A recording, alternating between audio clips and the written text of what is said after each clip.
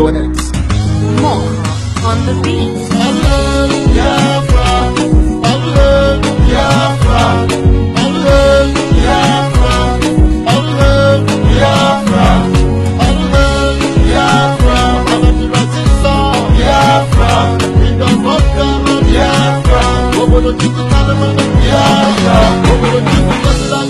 listen, I can see my people in Biafra. I can see my people in rivers. I also see my people in Delta, Cross River and Akwa Ibom. Even in the state, I can see my people in Enugu. I can see my people in Anambra. I also see my people in Ebonyi, Igbo and Abia, Igala and Idoma. Biafra, Biafra, Biafra, Biafra, Is Biafra dead or alive? As you can imagine, the idea with the title is to raise expectations, to get people, to get you to actually show up. So I think we succeeded in getting you to show up. So I am moderating this event this evening. My name is Dr. Nyeba, and I'm an associate dean here at SOAS. I'm a lawyer by profession, but I teach and I used to practice. I think that's all you need to know about me for now. We have a panel. The panel was actually of like 7 people, which I felt was a bit too much. And so we're going to get 4 people. 4 of our speakers would be on the panel. Then we have 3 speakers or 3 contributors who would be our initial contributors. They would give us comments, and then would have an open discussion. We have some ground rules. This is SOAS, University of London. We are an academic institution, and we provide a safe environment for people to exchange views. Okay? We are not a government. We can't change anything. Well, we can change things. We hope we do with our research and our discussions and all of that. But it's massively important that people remember that. We need to recognize that this is an academic environment. People must feel safe and comfortable to say whatever they want to say. And in any contribution you're going to make, and I'm saying this because this is a very emotive topic, please be respectful of other people in the room. Recognize that you have your view and you have your beliefs. You have people who have an opposing view, which they also equally strongly hold. They do have a right to hold those views. So it's just to remind you all. I know that you know, but I would really, really like to remind you and hope that you would honor and respect all of these caveats. If at any point in time I decide, as moderator, that the issues, people are not respecting any of these caveats or recommendations, I will shut down the seminar and ask people to leave. If you're asked to leave, you do have to leave. So please, we're very much hoping that we're going to have an engaging discussion. I have asked the speakers to speak in such a way that people will be better informed when they leave here. And so that, because when people are better informed, they make better decisions, because they then can make better informed decisions. They can understand what the issues are. So I urge to please listen to our panelists. Try to understand what our panelists are saying. And in your questions, in your contributions, please respect opposing views. This is being recorded. Yes? It's being. So please, we ask for your permission. If you do not wish to be recorded, either what you say, we're not doing video recording now, no. Video recording. If you do not want your face to be recorded, please let us know, and we will make sure that doesn't happen. If you do not want your contribution to be recorded, let us know. We will make sure that does not happen. Where will this be uploaded? If you don't want to be seen on the camera, if you sit on this tile just here. Okay. So if you don't want to appear, please sit on this side. What else? That's fine. Where are you going to upload this? It will be given to the organisers for them to now upload into YouTube or Facebook or some sort. Okay. So they would also let you know where it would be uploaded. Can I ask the panelists to please sit, to please come up and sit?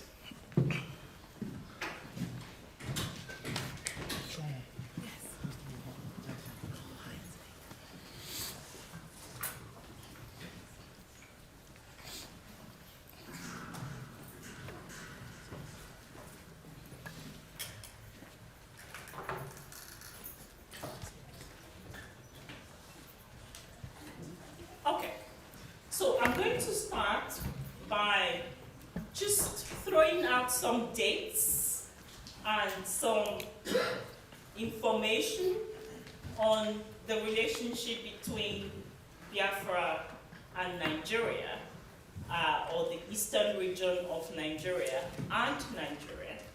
And just so that for those of us who do not know that much about the issues, at least you have some background knowledge.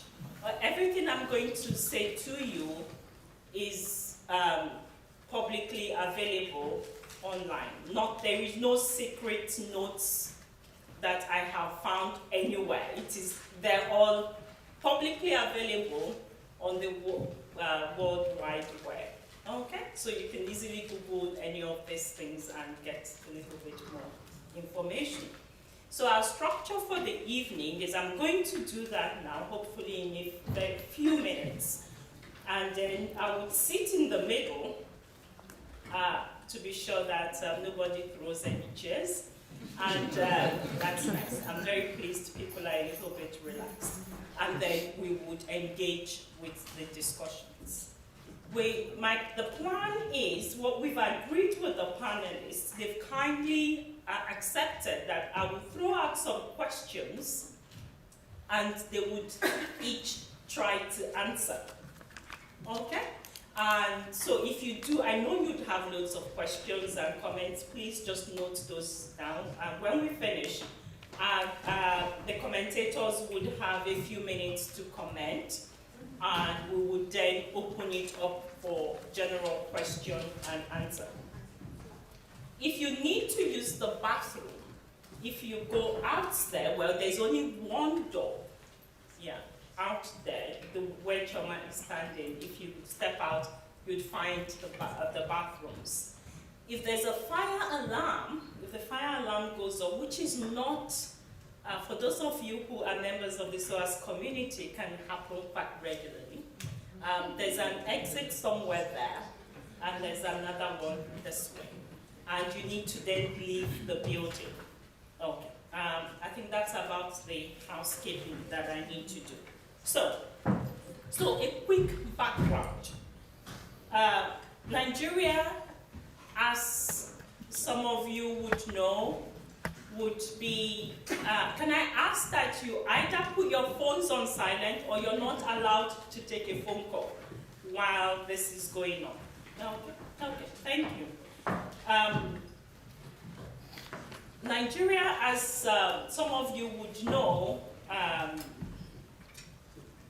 initially had the northern and southern protectorates. It's a British colony, and the British came historically around before the 1900s, but this engagement for now started from the 1900s. So the amalgamation between northern Nigeria, southern Nigeria, and Lagos, the colony of Lagos, was in 1914. Nigeria became independent in 1960, and on independence became a federation. In May 1967, Nigeria was divided into 4 regions and eventually divided up into 12 states. On the 30th of May 1967, the late Ojukwu declared the Biafra as an independent state. And then he was the military administrator or leader of the eastern region. What else is important? With the war, the Biafran War, it's usually known as the Nigerian Civil War, started effectively, was declared in 6th of July and 1967, and ended on the 15th of January 1970. So it raged on for 30 months. And for now, that I think just gives you a timeline. None of these are all just facts. None of this is in dispute. So don't worry about it. There are lots of other information that, as you would have noticed, I have not said anything about, because hopefully that would form part of the justifications of some of the things that our panelists would say. So I would ask our panelists to please give us some additional introduction and speak very briefly about themselves. I'm going to start with Babatunde Rosongo, who is a social researcher with focus on Africa and currently also doing a PhD. Babatunde, do you want to just use a minute to say a little bit more about yourself, what you want us to know? Thank you very much. Is it on? Hello. Oh, thank you very much. Happy to be here this evening. Obviously, I'm a Nigerian by the name, by the introduction. I'm doing a PhD research on ethnicity and national identity, focusing on former British colonies. But that's aside my day-to-day life. I am a civil servant at the moment. I've been an activist in the past, student union leader, human rights activist. I'm more interested in development, sustainable development, and that's it. I'm very passionate about Nigeria. Thank you. And then my colleague here in SOAS, Aki, please.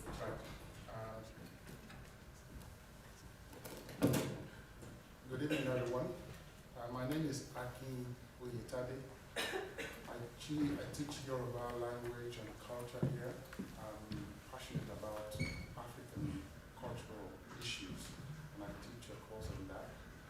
I am also interested in diaspora issues, and that's with respect to Yoruba people, Nigerian people, African peoples in diaspora, and why we're here, what we're doing here, and so on. By training, I'm a linguist. I'm trained in linguistics, phonology, but that's what I do. And this discussion today is very important to me because I remember many years ago when Nigeria was going through a phase. A conference was called, because at that time I remember it was Sanya Abacha. The perception was that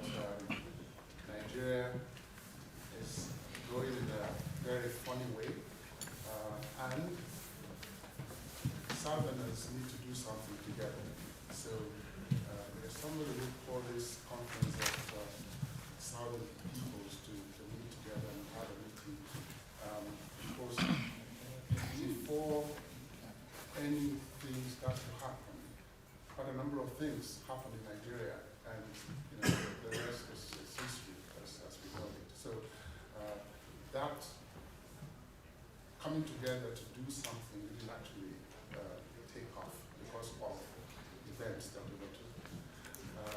Then there may be other kinds of issues that will come up as we go along, but I'll stop there. Thank you. Thank you very much, Akin. So I'm going to then Yagozie Emmanuel, who is the editor of Biafra 24 Radio.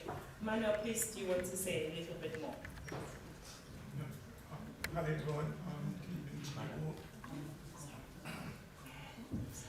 Yeah, I don't know, is the mic up? Okay, there you go. Hi, good evening everyone. Welcome to the program. My name is Yagozie. I'm a Biafran, an activist, a survivor of this very genocide we're here to talk about today. And I'm the editor of Biafra 24 Radio.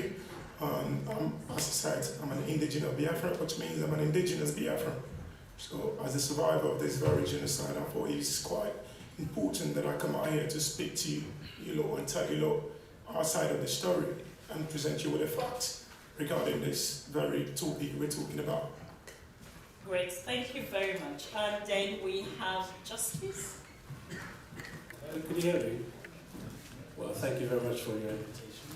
It's a challenge to come here. I call myself a born-again Biafran.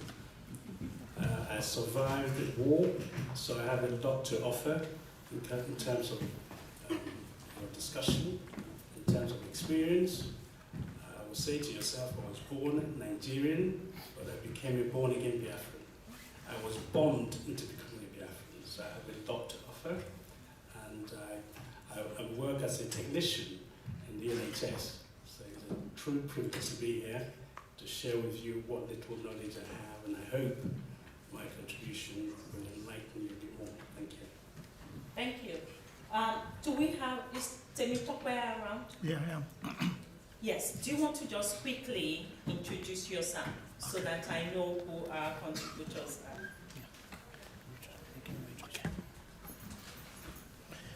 Good evening, everyone. Yeah, you want to make your way over to okay, it's just so you're in the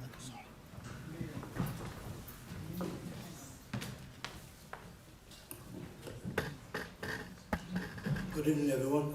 My name is Temitope Olodo. I'm a preventive terrorism expert, and I'm the present chair of Nigerian Diaspora Security Forum.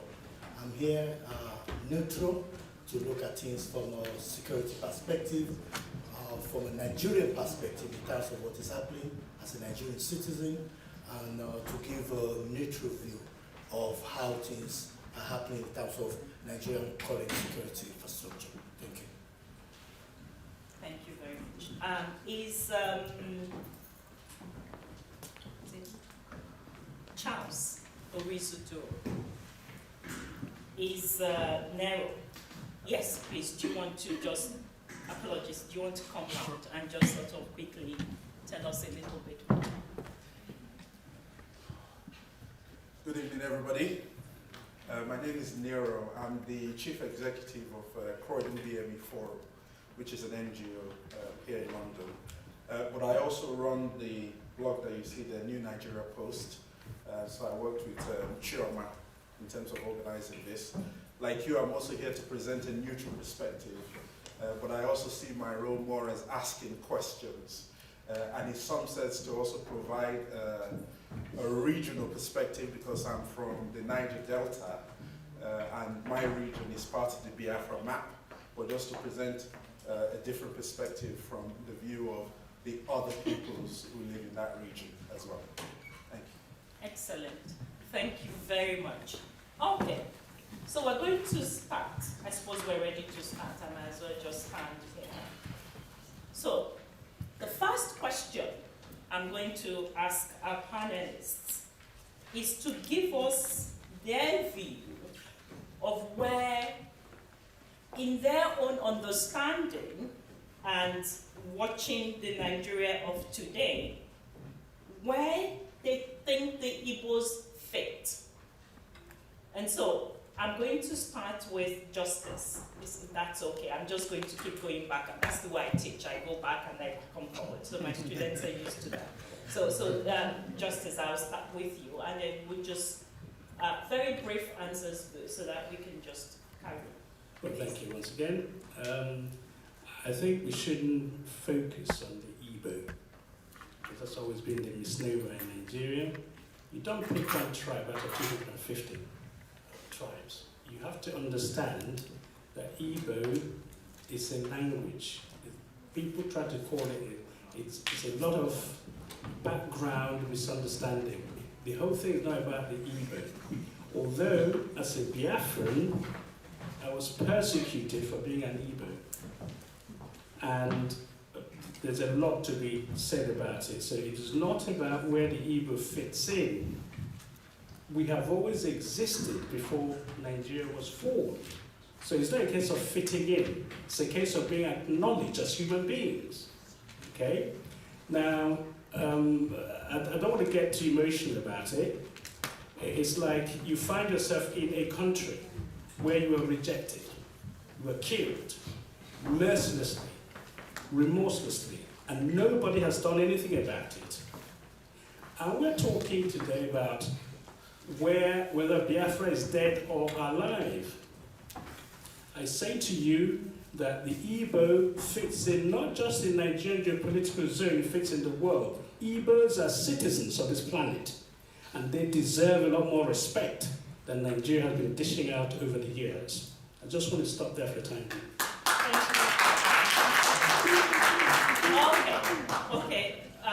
Can I ask you, please, not to clap for now? Because I want to maintain the flow. Please, just indulge me. Please don't clap, if you don't mind. You can sit on your hands, and then that should be fine. Just so that we can get the conversation going. Thank you, Justice, for starting on that note. Yeah, Jose, do you want to?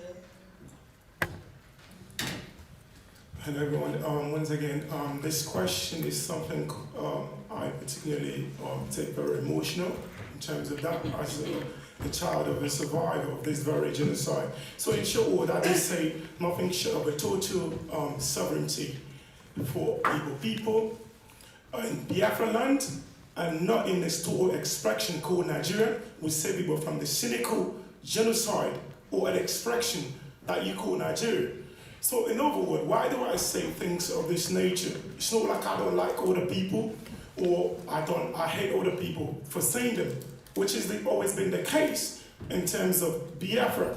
The question should not always be where do Igbo fit in a place that Igbo were cut off in the very first place. If you go back in time, you ask 1945, the Igbo slaughter in Kano. 1950, the census, the Igbo slaughter. You go back to 1966, the slaughter of Igbo, including Kalabari, including every single one, Ijo, Ogoni.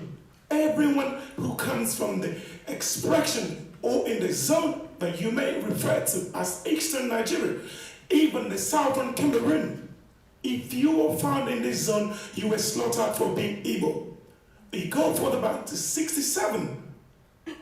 This resulted to 3.5 million of my brethren being slaughtered as a sacrificial lamb in order for British contraption to exist. Now it leaves you with a question. Does the life of these very people actually matter? Or is just the name that has been created, that anyone could actually come up with a name that don't resonate with the people? When Igbo people are being slaughtered, the question should not be why should they fit in the same place the way they slaughtered. The question should be how safe would it be for Igbo to actually survive? So I'm asking, why would Igbo fit in a place they were cut off in the first place? It's scholarly. You can look in here. You check the history of the place. You check the happening that has happened in the total time within the period of 67 to 70, leading to the very occupation of Biafra land by Nigerian state. You ask yourself, does Igbo even fit in anywhere? No, we were given £20. If people giving £20 for survival when indigenization was going on, I wonder what kind of future you want to give to them. When all the people were busy buying Wema Bank, Force Bank, and so on, Wamco, UAC, apparently the UAC was actually the former name of the Nigeria. I don't know if how many of you know that. So in this area... I'm sorry to interrupt. Can I just repeat the question I asked? I said, where? Not why, but for now, because we'll come to all of that. Can I just finish the question, please? I said, where do you think the Igbos fit within Nigeria today? I understand that, again, you're filling in the blanks, which is why I didn't give details on the facts. And so I think we understand that. And I think I have an understanding of where you're headed. But if we just sort of look at it a bit today, because it's important for people to understand why there is that. Justice said, I'm a born-again Biafra. And so why is that? That's just for today. We will come to the other points. Okay, for today, as you said, I'll refer you back to Tuesday, which marked it just about on the 4th of this very month, marked it just a year when the Oba of Lagos threatened to drown the Igbo down the drainage or the swamp in Lagos. Fashola and equally about a year ago deported Igbo to Biafra land, which is where they belong. So in my response, Igbo does not fit anywhere in Nigeria. Okay, great. Okay. Right.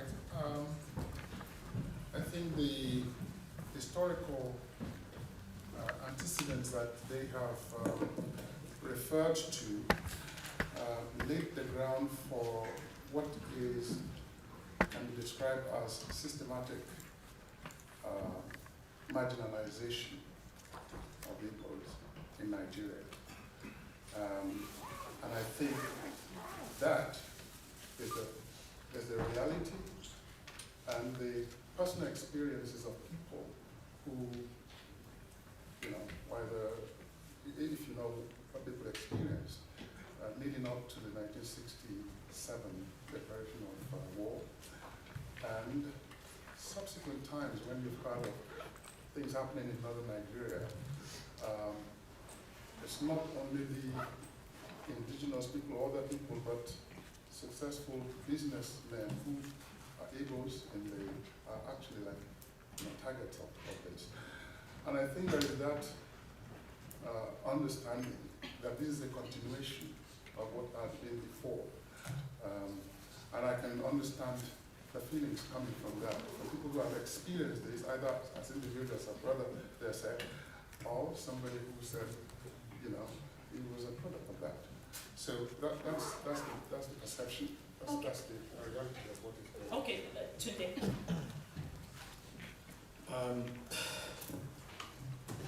It's a bit dicey between the deep blue sea and the reality. I'm a bit hesitant because I wasn't born during the war, I was born after the war. So probably my accounts are based on the essay when my father told me what I researched, what I read. So fair enough. So I will talk about present-day Nigeria. I've always asked this question and I've never gotten an answer from it. That Biafra itself is actually where geopolitically? Is it the 5 southern eastern states today? Or is it the map Ojukwu drew in 1967? It's contentious. It's subject to debate. It's subject to lots of my friends who are Igbo origin, who speak Yoruba, who live in Lagos, who have never been to the east. Where do we place them? Lots of us who have married each other, Hausas, Yoruba, Igbos that have married each other and the kids are from, where do we place them? Where do they belong to? Because Ojukwu is not here today. And many of those who fought in Biafra war will not be around in the next 20 years if they are alive today. And so what's going to be the legacy in the next 10 years? Is it to let one part of Nigeria go? For records, I'm not against secession. I believe in the rights of people to agitate for their rights. For example, I recently wonder why the president is giving audience to Western Sahara when he cannot listen to the agitations of the Igbos. That's valid. But within the Nigerian state, where do the Igbos or the Biafra belong? I asked the question. The 5 governors from the southeastern states, are they not Igbos? The senators who are in the National Assembly, are they not Igbos? The members of the House of Reps, are they not Igbos? Last week, we were talking about the economy and how it would get better. We had to listen to Charles Soludo.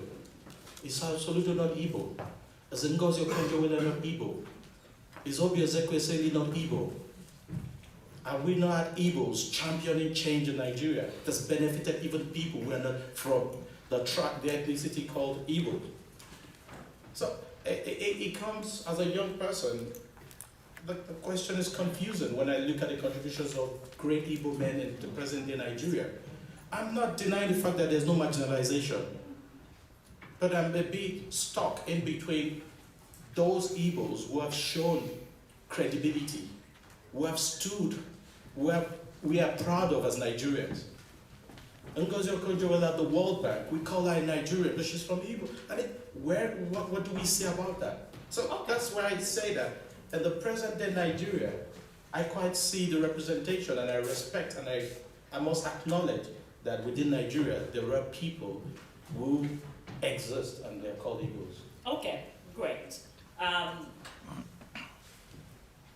So we talk about the Igbos or Eastern Nigeria as part of Nigeria.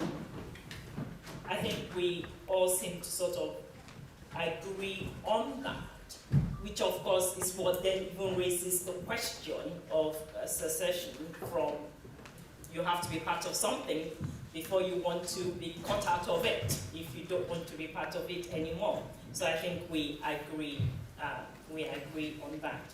Having agreed on that to a certain extent, something else that is come up is panelists have already started engaging with the question of the role of the Igbos within Nigerian politics. And now I want to just move it a little bit and just, you need to hold on to whatever you want to say. To then move that on to the role of Igbos, or because we've heard from somebody from the Niger Delta, and we're now thinking of the Biafra during the Biafra War, maybe that would be a better way. So if we say the Eastern region for now, the role they play in Nigerian politics. So is there, because Tunde, you've talked about, you've mentioned a couple of Nigerians that are Igbos, and you've mentioned the governments, the governors of the 5 eastern states. And so can you just sort of, I just want you to unpack that a little bit more. Can you start that conversation on what do you see or what do you think that the Igbo states or the leaders of the Igbo states, or the so-called elites, what can they bring into Nigerian politics? Is there a role for them?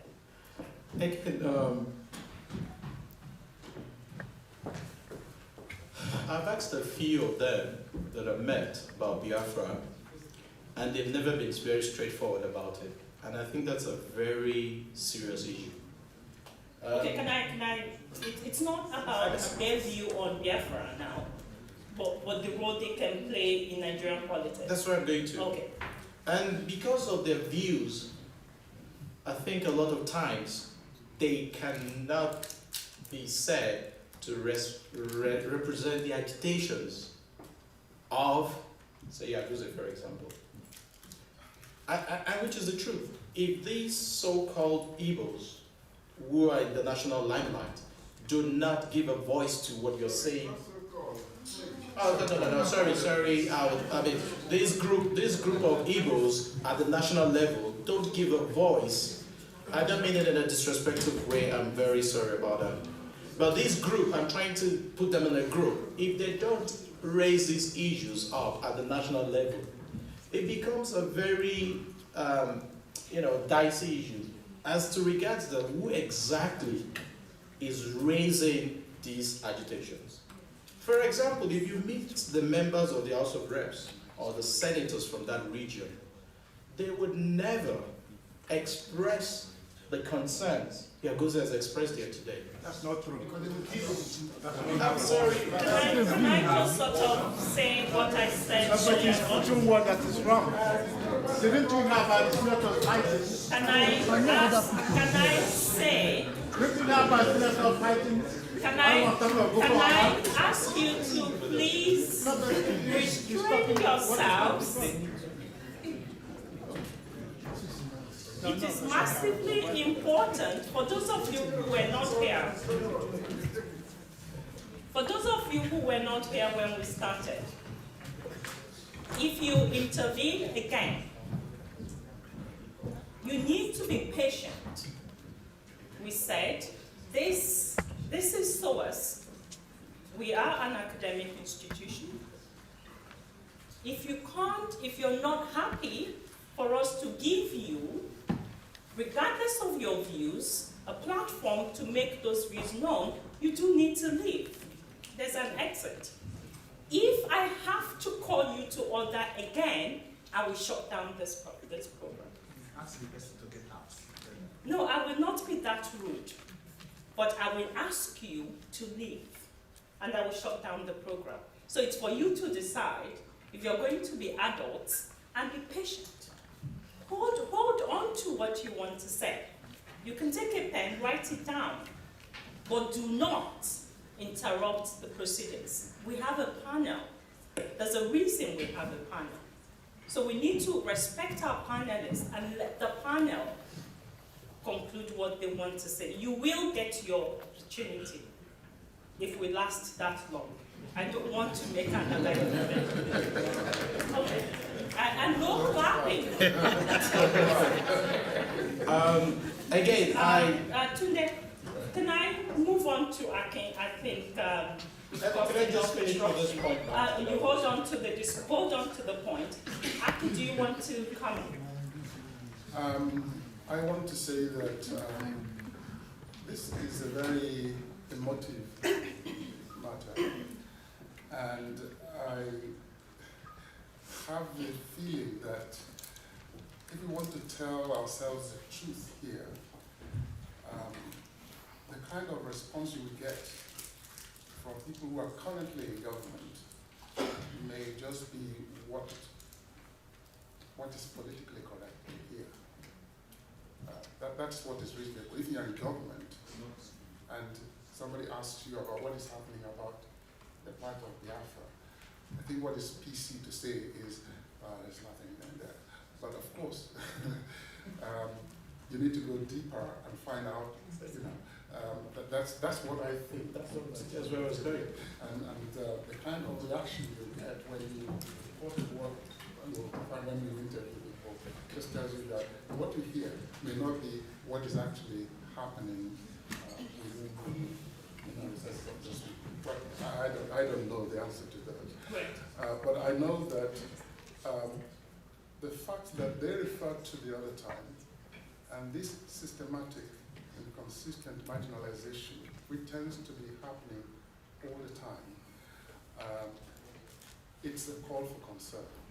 Any government that is prudent will not ignore this. I think that the government will probably want to engage, and if there is a way out, but I'm sure we are coming to that. Now, we talked about the Constitution of Nigeria, and somebody alluded to that the other time. Well, let it be on record that Nigeria is like a multinational company. We did not build that entity for ourselves. We have so many nationalities, and we're just talking about the Igbos now. there are other nationalities who are suffering different kinds of injustices in their own right, and then, but when we get to that stage, we look at it, because many other groups also can take up arms and say, look, we want to go because of this, we don't really feel we belong here. That entity will disappear, but what will be in place, and how do we manage, whatever entities we create or whatever entity? But it's a fact that Nigeria is a house that we have not built for ourselves. Okay? The colonial masters built it. We're managing it. We've been patching it up. We've been living in it. For how long we're going to go on to do that, I don't know. And whether we will break it up, and what will be the consequences of breaking it up? We need to think very seriously about that, because seditions and breaking up and so on, it's good when we are talking about it here now, but if we look at countries and nations in Africa, all over the world where this has happened, things do prolong for like 20 years, 30 years, and still going on. I mean, Sudan and South Sudan is one of the cases in point. So we will, Okay, great. Thanks for bringing us back to my question. Yakoze, do you think that there is a role that the role tribe has been played in politics, is positive or negative? I think most people would agree that it's predominantly negative. But do you want to engage with this point that Tunde raised about, the governors from the eastern states? Why not? It's a great thing to actually touch on the point. You can never speak of Biafra without speaking of the imposed occupation of masters in the name of the governors, in the name of the senators, in the name of the National Assembly representative or the local chairmen. All of these elements are like the Warren chief, which the Igbo authority, right from the beginning, had always rejected from the inception of the creation of this very entity. You check that when the British imposed Warren chief on Igbo rejected it. The Nigerian occupation masters have imposed Peter Obi, who had gone to murder young men and women of Igbo stock and he didn't bury them, he dumped them in Exu River. Private, I can tell you the date and when this happened in the year. Achikudenwa, September 9, 2002, Achikudenwa slaughtered 1,500 Igbo indigenes in Okigwe by Nigerian Occupation Army officer, and I was an army officer by that sake, for that fact. And I'll give you another one. It happening at the moment in Umuahia, Abia State. The same every one of these very occupations, all of these individuals selected by the occupation masters in the name of Nigeria to occupy the very entity of Biafra. Every provinces of Biafra that these people occupy, I'm not speaking of state. Remember, hear my word, I never said state. Because none of these things that you call state is recognized by the BPG, which means Biafra Provisional Government or any system of government by Biafra prior to Nigeria occupation of that very land. As you know it today, every single one of them equal states was created by Nigeria, an occupational state. Which means they are there to murder. It was created for murder. It's like an instrument for murder. When you create an instrument for murder, they go out for murder. And that is exactly what they're doing. They're basically fulfilling the mission that they were created for. The mission that they were created for is to murder the people. Okay, great. Thank you very, very much. Justice. Moderator, thank you once again. Can you hear me? Can you hear me? Okay. Now, for those who came a bit later, the audience like to join in, but you're not allowed to join in. You're supposed to be restrained. You're not supposed to clap until the panelists have fielded a few questions, and then we'll open it up for more clarification. What I'd like to say is that we shouldn't be harping on about Igbo senators. All these people are imposed. Basically, their ideas are castrated. You can't have people who are supposed to represent you and see you're being killed and they keep quiet. Okay? So let us get that out of the way. They are not part of the equation. Okay? They may be representing the people, but if you fail to represent the people you are elected to, basically you've abrogated your responsibility. You don't count. So let's just put that to bed. The problem with Nigeria is that we are all here pretending as if we have a country. Yes? We don't. Nigeria is an ACDC, what I call an agglomerated contraption of divergent people, divergent cultures. They're not just diverse, they are divergent. What I mean by that is that you have a scenario where you put things together which are not meant to work. Yes? Okay? They're not meant to work. Lugard forced the North and South and the Lagos Protectorate together. They can't work. He knew that Muslim and the Christian South can never work. Yes? He called it oil and water. That this can, it doesn't matter how long it takes. We can go to 2,000 years, Nigeria will never be a country. We have tried it out. It was not going to work. Okay? There's never been a country on this planet where you have Muslims and Christians about 50-50 working in one country. It doesn't work. So let's just cut to the chase and understand that people have lost their lives trying to preserve what you can preserve. It's irreparable. The country cannot be repaired. The foundation is so bad that I had to suffer being bombed, shelled, starved as an individual. But I know what I'm talking about. It's not about politicians, right? Some of them weren't even there during the war, okay? Okay, so I just want to point that out. It's not about Igbo. This is about a section of country that was rejected by the rest of the country, pushed out of the federation. They put so much input into creating. They actually waited for the Northerners to get ready for independence. Nnamdi Azikiwe could have taken the eastern region out and become independent in 1957. The Yoruba under Awolowo was ready for independence in 1957. The British said, if we have two of you guys who are ready to go and become independent, we will give you independence. Nnamdi Azikiwe said, no. We want the Northerners to be ready. And when we say he was ready, Azikiwe had the key. They would have taken the Igbos, if you like, or what I call the Eastern Nigeria, and the Southern Cameroon out and became independent in 1957. They waited for the Northerners. The Northerners said, we are not going to join because we're not ready. And you have to give us half of the vote available before we join. The election was rigged.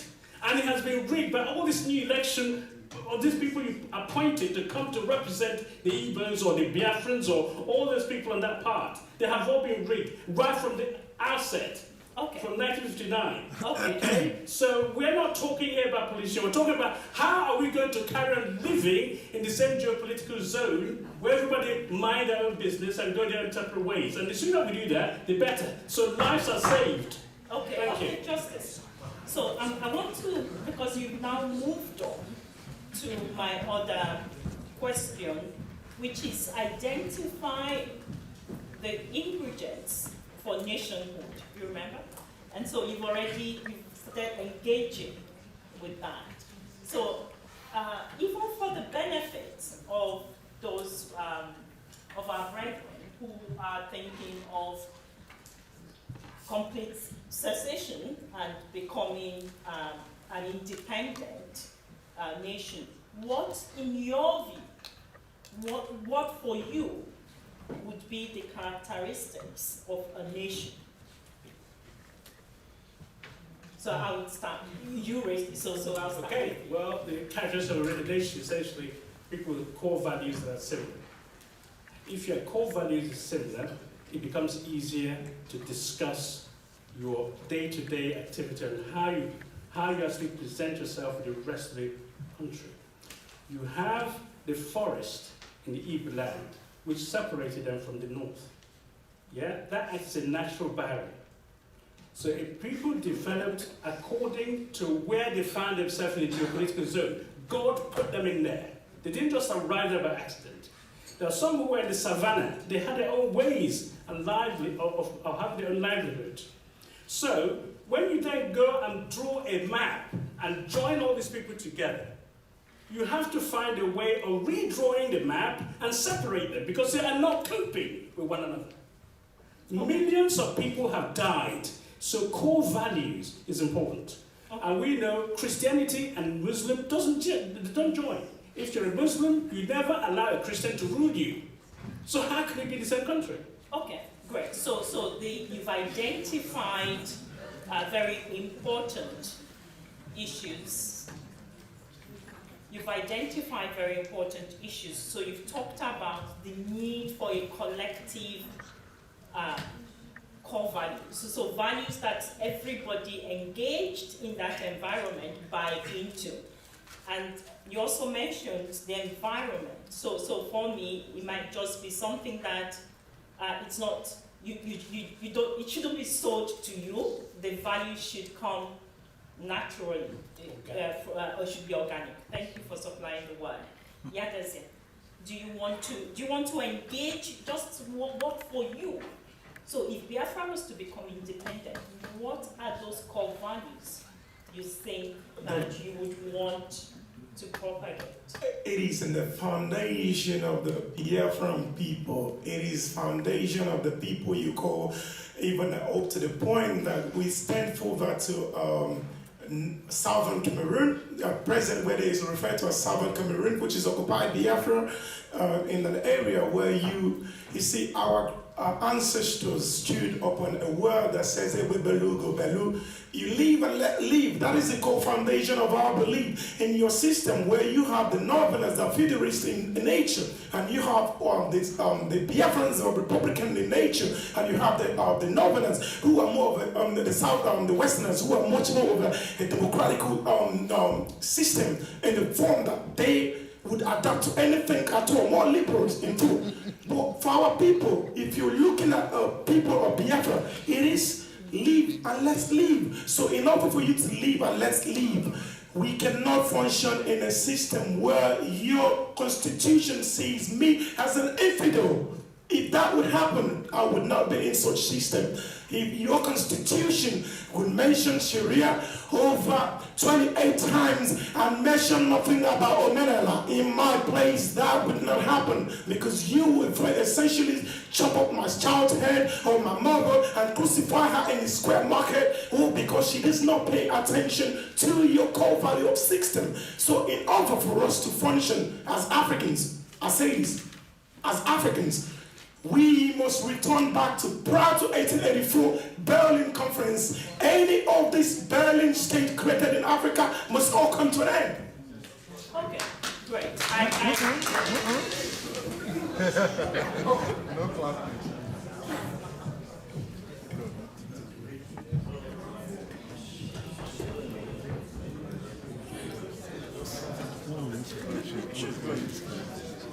She's going to close the thing.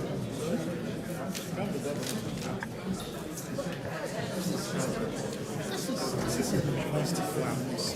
It's meant to be a place of learning where people come, because emotions, academic, for me, Biafra is emotions.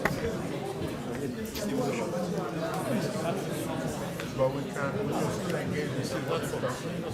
Well, that was I have told our security that at some point I'm going to ask them to come in and ask people to leave. So I already told you, please calm down. You will get your own opportunity to say something. But our panelists must have the freedom. They came all the way. They are our guests. They came all the way so that they can share their views with us. And you have to allow them share their views. If you can't do that, then we can't have a civilized discussion. It's just not going to be possible. And that will not happen in SOAS. It will not happen here. Okay, so Yakizin, do you want to say something? Do you want to take over this?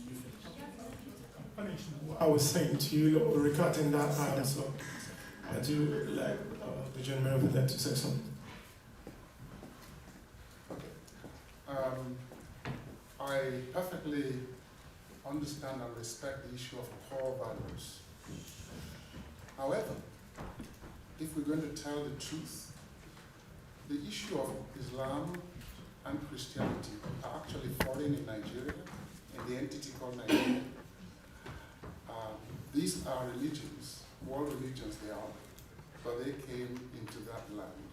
And whether we like it or not, many people in the East, in the Southeast, in the West, and so on, have also converted to Christianity, which means that has become part of their identity. And that is an issue which must be taken into consideration when we're talking about core values. Because it's easier said than done to go back to 1884, as my brother mentioned now. It's really, really easy to talk about it. In practical reality, let's just think about it. How do you practicalize that? The other thing is, many very fantastic ideas by visionary leaders in the entity called Africa have not been realized because of the colonial powers that were not allowed to happen. And that is a fact. So when we're talking about breaking up, establishing a separate entity, we have to factor into fact, how do we deal with that? Because if you don't deal with that, before it happens, they've aborted it. And that is the truth. Thank you. Tunde. The moderator. Again, I just want to use this and reflect upon Nigeria and the issues in this country. And I think one of the fundamental problems or challenges within Nigeria is the right to bear opinions and allow other ethnic groups to also express their opinions within a safe space. And I don't think we really love each other to the extent that we're tolerant enough of each other. This is England. You live in the UK. You've seen the Scottish, the Wales. They're not of the same original ethnic group. If you go back into history, Scotland was conquered. The Queen ruled all over. But one of the things they've done is they found a way to live together. One of the fundamental problems in Nigeria as an entity is poverty. If people don't develop, and this is nothing to do with a particular region, because you're talking about core values, that's because we're poor. It's because we're not developed. It's because we're suffering. It's because you go to some parts of the country, people live it beyond human level. So there is systematic, deprivation of certain areas. So if we had moved away from that, if we were a developed country, not a suffering country, we'll probably have had shared values. I also want to be very conscious about the way religion is being used. I'm Yoruba, and we're about 50% Muslim, 50% Christian, and we coexist. While on the national issue, on the national platform, it's a source of conflict. So I've said most times, it's not religion that's the source of the conflict, it's the ethnic identity. And I want to agree and accept that ethnic nations existed before Nigeria. But the ultimate truth is, you and I were not there when the amalgamation was done. Nobody signed to it. The British colonies did amalgamation because it was becoming too expensive for them to maintain the colonial stuff. So, put them together, thinking of the social theory that after 100 years, by the time we live with each other by force, we would have, been able to adapt to each other. But unfortunately, 100 years later, we have not.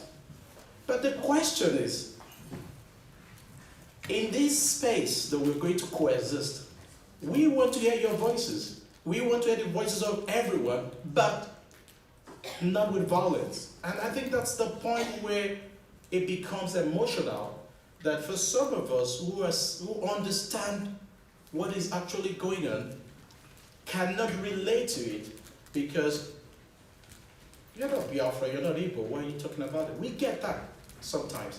And it's making it difficult to have a conversation. For example, somebody just said, don't teach history in Nigeria anymore. So they don't want to talk about Biafra. It's an obvious thing. After the war, there was no transnational justice in Nigeria. Nobody wanted to talk about it. We all agree to that. That something wrong was done, and there needs to be redress within the system. But to scatter the system or to revert back, it's going to be difficult. Okay, I think I get that point. I'm going to come to Yabeze. You want to say something? Yes, I do want to come into that aspect. Sorry, brother, I'm to Brother Tunde. In this case, I must tell you straight on, this is the area that I particularly, I should say, I'm strong in. If you don't go back to the root foundation of this very crisis, this crisis will not be resolved. I'll give you an example. In every single problems on this very earth, people who has had similar situation, Kosovo, Southern Sudan, Eritrea, all of these people have gone back to the root of this very problem. If you don't go back to 1884, South Fulani, especially the Fulani who go further with the word of South, Buna of Sokoto, I call him the Satan of Sokoto, I'll tell you the reason why. This very man says in 1962, to be precise, when this word was uttered, it says, we will use this minority of the North as a willing tool to conquer the South. It's a conquest. Today, as I speak to you, Enugu State is literally going. The House of Fulanis are carrying AK-47 all around. The other way around, while you're speaking, it made mention of violence. I may also remind you that 67 to this very moment, the Biafran people has remained peaceful and have not raised an arm against any human being created of God on earth. And I'll tell you another reason why. The Nigerian state has continuously murdered the people of Biafra, and we're speaking of Biafra. Is Biafra dead or alive? Now I ask you, the question should have been, we've established the fact that someone murdered someone, which is the case of murder.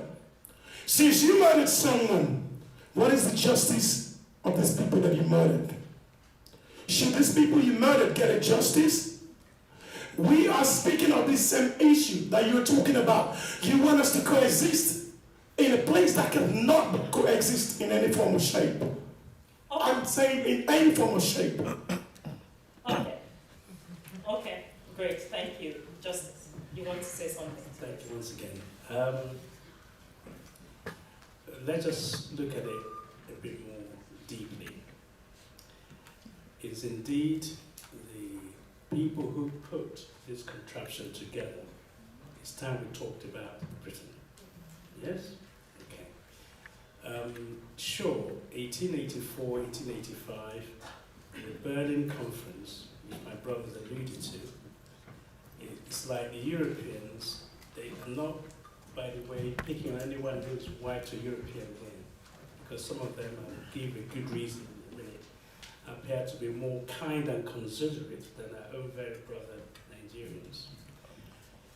The point I'm making is that when in 1884, 1885, the Europeans were getting on each other's toes. So they went to Berlin and like vultures, yes? They say, this carcass called Africa. You take the leg bit, I take the hand bit. They divided Africa like carcasses. So you have the Yoruba in Nigeria, in Niger, and they literally, you mentioned the problem about trying to bring things back together, yeah? Okay, so you carved up a whole continent depending on who is trading where, okay? And on top of it, on the one hand, let's just focus on Nigeria, okay? You want to create a country for 100 years. You say to this part, you're allowed to keep your core values. Yes? You're Muslim, keep your core values. There's no problem. You administer the people the way I've always done for centuries. And over here, by the way, there's something called Christianity. And they say, yes, God sent us. And they agreed. Because they're practicing Judeo-Christian, they're actually practicing Leviticus thinking or teaching. So they knew about God before the Christianity arrived. So when someone then tells you and says, God sent you, you believe them. And they turned it on and used it to advance themselves. So to cut the long story short, you have in one part of the same country administering, having divided it up. Over 841 secondary schools and only 41 in the north. In the south, you have 841 secondary schools teaching people, whereas in the north you only have 42. Therefore, as a result, there's an imbalance. The poor, the north was not just poor, was so poor. The southerners had to go up to try and build a country. They got there and they replaced Europeans so that there's enmity. You have come to take over our jobs. And the Igbos, which we started off, were resented. So they were killed in 1945, in 1953, and in 1966. 29th of May, 29th of July, 29th of September. You notice dates. Yeah. Precision. Yes? They were precision dates. They were killed systematically. So that 2 million people had to run away from a land as big as Western Europe and return back to their own country, which my brother was bringing up. 2 million human beings. The entire world just folded their arms.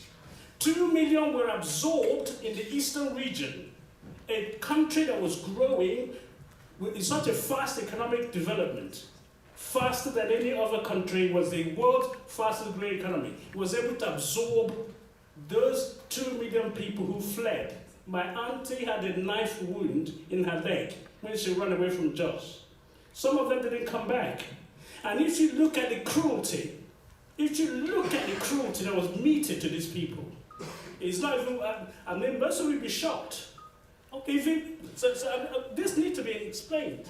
Because the pain of these people who returned were then saying, okay, we've been kicked out of our country. Ojukwu, you mentioned earlier, persuaded some of them to even go back for the safety of building the country. It's okay, you can go back. They went back and were killed again. These people were rejected in their own land. And that rejection went to Western Nigeria. And you speak Yoruba. I spoke Yoruba as my first language. The word Toro was used. Toro, I don't know if you remember. Toro. You remember? Throppins. Yeah. Yes? You knocked at the door, someone said Toro, you said Toro. The way you said it, sound whether it's Yoruba or Igbo, they got killed. Your doors were marked, so brother. So what I'm saying to you is that in northern Nigeria, there's no state, there's no town where Igbos weren't killed. And not just Igbos, Eastern Nigerians. Okay, and also in Western Nigeria, so that there was no place in the whole Nigerian Federation that the Easterners were safe.